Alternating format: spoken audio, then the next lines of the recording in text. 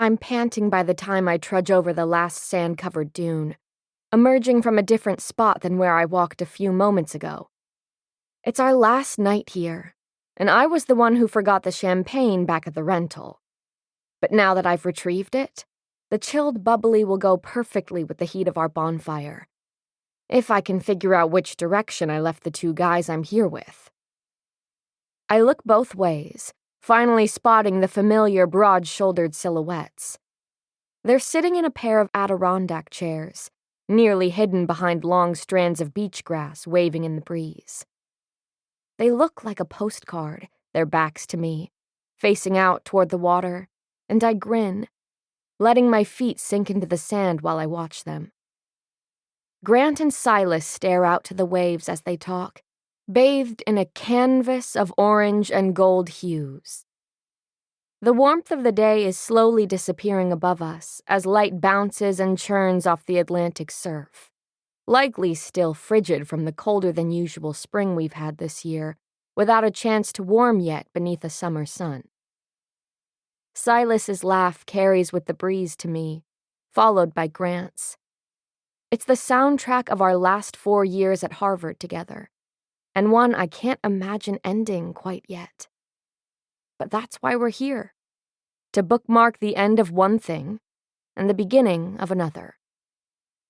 It's our first and probably only time staying at this Cape Cod bungalow.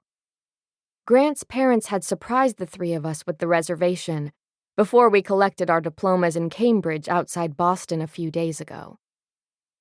I bite back a wave of nostalgia and absorb the moment I'm in now like a sponge. It'll be our last time the three of us will be together for a while, and I already miss everything about it, even though I'm still standing right here, bottle in hand. Silas says something I can't hear in the wind, while Grant nods and chuckles beside him. Then he reaches over to pat Grant on the shoulder.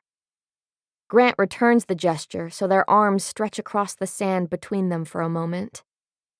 They smile at each other, the wind whipping their hair. My grin widens, and I wonder when they'll notice that I'm only a few yards behind them. Both drop their arms and gaze at the sea, settling into the comfortable silence that comes with a friendship nearly as old as they are. What will Grant do without his best friend after we all part ways?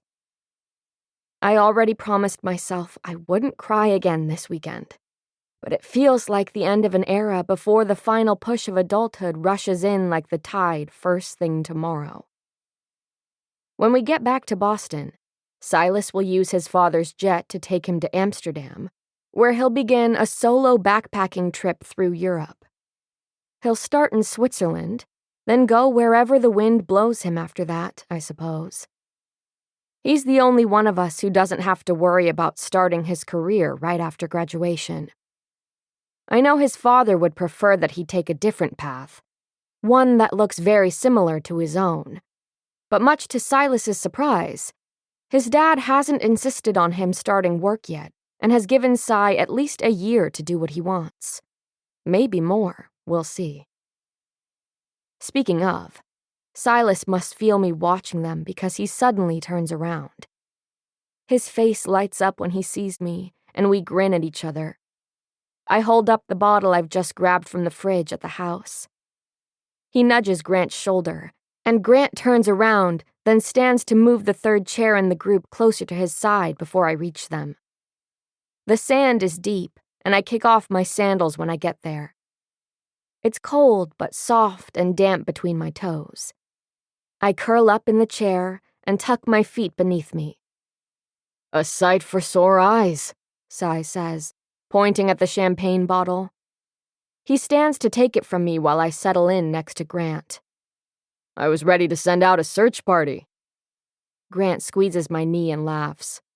"I told him you were probably just enjoying some alone time, without this goon around to bother you."